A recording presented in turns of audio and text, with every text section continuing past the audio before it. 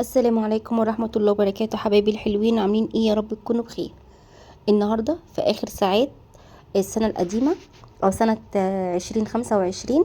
حبيت اجيلكوا كده بحاجة حلوة ندخل بيها السنة الجديدة مع بعض، وان مش هنحتفل بس، نقبل السنة الجديدة بحاجة حلوة. ربنا يحل ايامنا اللي جاية كلها يا رب، ويسعدكم ويهنيكم ويجعلها سنة سعيدة عليكم بإذن الله.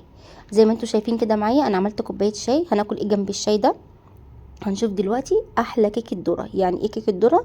بسيسه. اللي ما يعرفش البسيسه هتبقى كيكه ذره، اللي هي بتتعمل بدقيق الذره. بجد تحفه جدا. مش هندخل لها دقيق ابيض. الناس اللي عندها حساسيه جلوتين مش هتاخد مش هتاخد دقيق ابيض خالص، لا بالعكس، احنا نعملها بدقيق الذره تماما. انا ما بحطلهاش دقيق ابيض خالص، انا بحبها بدقيق الذره، بتبقى متماسكه، مش مفروله، طعمها في حته تانية خالص. اعذروني على لوني الفاتح شويه، بس انا بنتي قالت لي ماما انا عايزاها فاتحه كده، ما تغمقهاليش. قلت لا طلعيها كده، وصممت ان هي تطلعها كده، ما حبيتش ان هي تاخد لون شويه. فانا طبعا سمعت كلامها وطلعتها كده. بس الافضل انت بصراحه تديها لون شويه زياده. هي عندي عشان هي بصوا متماسكه جدا ازاي، ولا بتفرول. بصوا انا بقطعها ازاي، مفيش اي فروله في الطبق، ماسكه نفسها تماما، حلوه جدا. خلاص. انا عشان هي مش بتاكل قوي كيكه الذره، فلما قلت طلعها لي كده طلعتها لها عشان تاكل منها. تمام يا حبايبي، بس انت تديها لون اكتر من كده شويه، يبقى لونها ذهبي كده جميل. المهم ان هي مستويه زي ما شفنا بالسكينه. هنعملها ازاي؟ نبتدي ونقول مع بعض بسم الله. هنجيب معانا هنا معلقتين كبار سمنه زي ما احنا شايفين كده. طبعا اي سمنه انت بتحبيها، السمنه المتوفره عندك. ونص كوبايه زيت، انا بحب اعملها بسمنه على زيت. معلقتين سمنه ونص كوبايه زيت. تمام كده. الكوبايه اللي احنا بنعاير بيها كل حاجه. هنا عندي 4 بيضات بنكون طالعينهم من التلاجة من قبلها، يكون درجه حراره الغرفه ما يبقوش ساقعين قوي عشان ما يخرزوش مني. تمام. انا بجيب الخلاط بتاعي وبكسر فيه من ال4 بيضات. انا هحط كل المواد السائله مع بعض في الخلاط. تمام يا حبايبي. احنا هنعملها بطريقه سهله. حابه تضربيها في البوله بتاعتك بمضرب البيض، مفيش مشكله. برضو اللي يريحك، الخلاط متوفر والمضرب لو انت متوفر عندك مضرب اضربيها بالمضرب.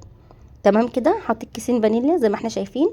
انا بحب اكتر الفانيليا شويه، فحطيت كيسين، لان الكيس اصلا عشان بيبقى عليه سكر وكده مش بيدي النكهه الكويسه يعني. وحطيت عليهم طبعا السمنه والزيت اللي انا حطاهم في المج بتاعي.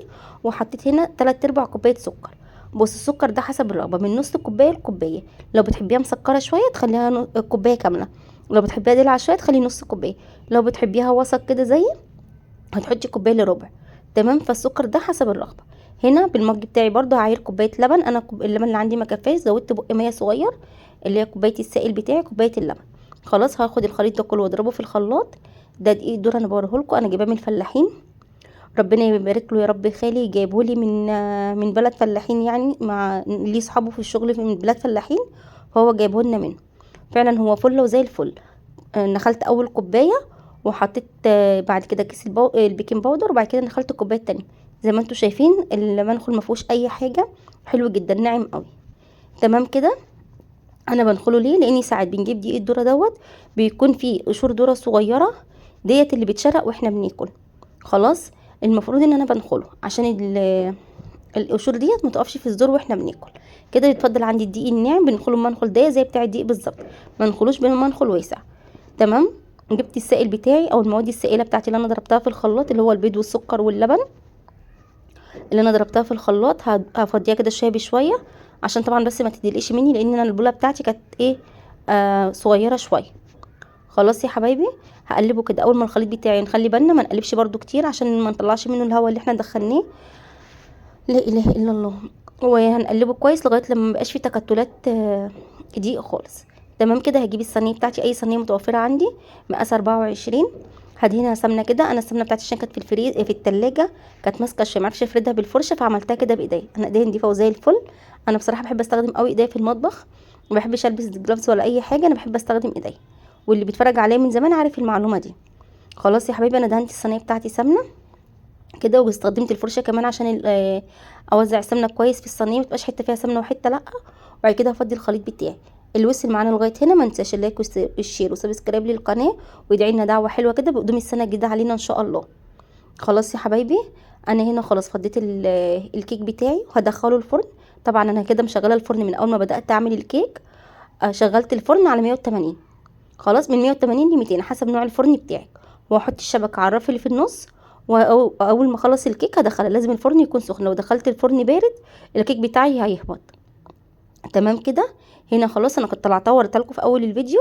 طبعا كيكه الذره او البسيسه ما تنفعش من غير كوبايه شاي، دي اساسي. اللي بيحب شاي باللبن يعمل شاي باللبن، واللي زي حالاتي بيحب الشاي الساده يعمل جنبها شاي ساده. وتاكلوها بالف هنا وشفا يا رب على قلبكم، ويا رب تعجبكم. هستناكم تجربوا الطريقه واستنى رايكم في التعليقات. حلوه جدا من غير دقيق ابيض، ما بتشرقش، ما فيهاش مش بتتفرول معانا، لا القطعه متماسكه كده زي ما احنا شايفين. حلوه قوي. طبعا انا قطعتها لكم وهي سخنه، زي ما قلت لكم بنتي كانت واقفه جنبي وعايزه اطلعها من الفرن وعايزه تاكلها وهي سخنه، فما سيبلناش لما تبرد. واسيبكم على خير، ربنا يجعل سنه سعيده عليكم. والسلام عليكم ورحمه الله وبركاته.